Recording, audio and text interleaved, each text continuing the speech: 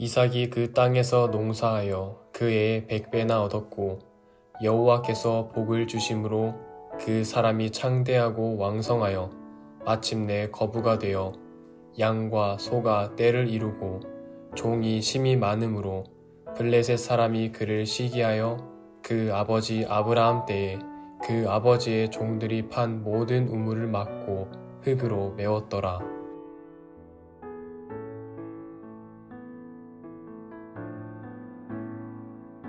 오늘은 창세기 26장 12절부터 15절에 있는 말씀 가지고 이삭의 우물이라는 제목으로 하나님 말씀을 생각해 보도록 하겠습니다. 사는 땅에 흉년이 들었어요. 그래서 이삭이 어떻게 됩니까? 그랄 땅으로 갑니다.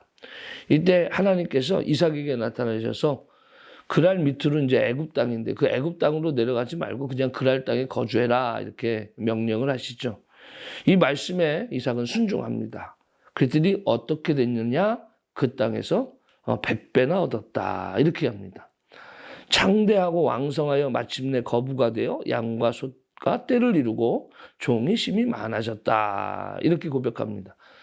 순종이라는 것은 우리로 하여금 축복의 통로입니다. 우리의 생각과 우리의 주장 이런 것을 내려놓고 하나님 말씀에 순종하는 것. 지금은 힘들어요. 보이지 않습니다. 그러나 순종은 결국 우리는 하나님의 축복으로 우리를 인도한다는 사실을 분명히 기억해야 합니다. 자, 이제 100배의 축복을 받았어요. 물질의 100배의 축복을 받았어요. 그러면 이 축복이 축복인가? 자, 만사형통해야 되잖아요. 물질의 축복 받았으니까. 그런데 어떤 일이 생기느냐? 그 물질로 인해서 또 문제가 생기는 거예요. 물질이 많으니까 그 많은 물질을 통해서 시기하는 블레셋 사람들이 그 우물들을 다 막아버립니다. 우물 막는다는 것은 사실 소와 양떼가 아무리 많아도 우물이 없으면 소용이 없어요. 근원이 많은 거예요. 오늘날 우리들이 어찌 보면은 소와 양떼가 많아졌으면 좋겠다라고 생각을 하지만 소와 양떼가 많아도 하나님께서 주시는 근본적인 그 축복의 통로가 막혀버리면 안 되는 거예요. 그 우물이 막히면 안 돼요. 이삭은 어떻게 했습니까? 아버지가 판 우물들을 쫓아가면서 어떻게 할까? 다시 팝니다.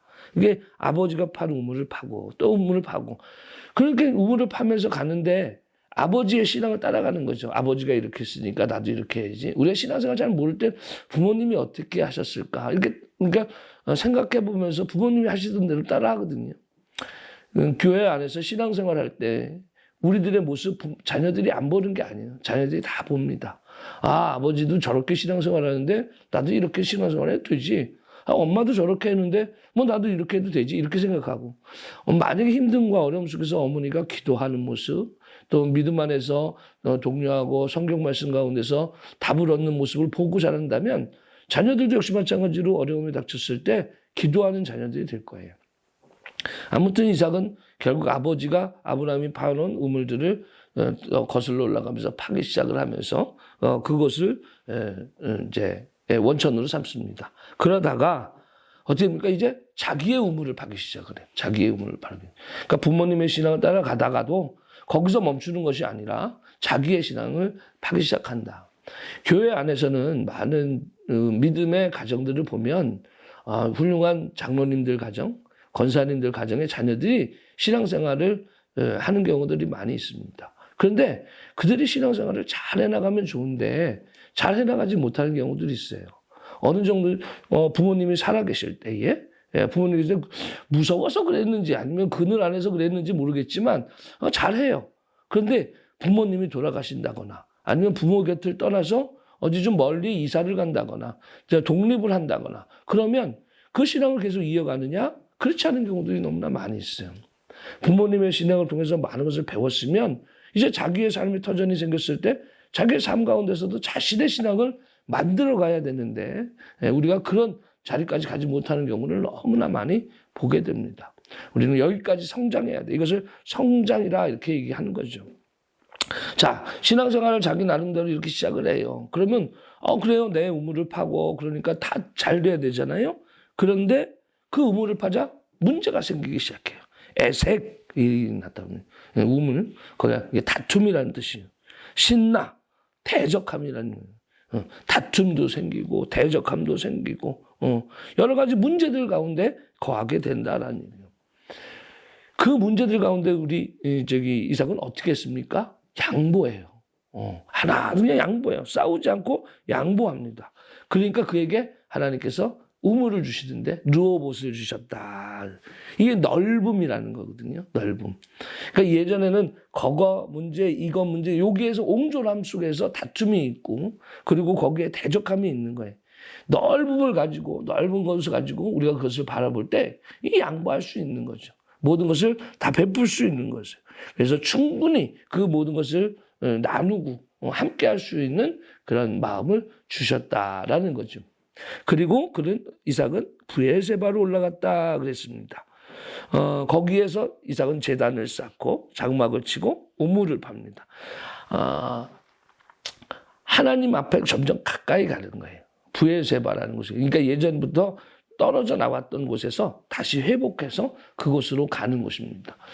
신앙생활은 결국은 많은 우리들에게 숙제를 줍니다. 때로는 우리들 가운데 분쟁도 있고 다툼도 있고 그다음에 시기함도 있고 여러 가지 어려움이 있어요. 나에게 왜 이런 문제가 있지? 그러나 그 문제를 우리가 어떻게 극복하느냐 이게 더 중요한 문제입니다. 이 문제를 어떻게 이기느냐의 문제예요. 이것은 뭘를 통해서 이기느냐? 넓음을 통해서 이겨요. 넓음. 이것은 양보를 통해서 이루어져요. 싸움과 다툼을 통해서 쟁취하는 게 아니라 어떻게 합니까? 양보하는 것. 그러면 우리는 손해 아닙니까? 라고 얘기하지만 손해가 아니에요. 누가 알고 계셔요? 하나님이 알고 계셔요. 그리고 누가 채워주셔요? 하나님이 채워주셔요. 하나님께로 가까이 가는 것. 오늘 우리들의 삶 가운데서도 이런 축복이 있기를 바랍니다. 르호봇의 축복. 저와 여러분들의 삶 가운데 신앙생활을 잘 감당해 나가는 가운데 순종이라는 것, 그것을 통해서 하나님이 주신 축복. 그리고 또 그 축복을 누리면서 살아갈 때에 많은 어려움과 그런 또 신앙의 계보대로 믿음의 계보대로 또 배우고 또 따라가는 것. 그 결국은 또 자기의 신앙을 만들어가는 것.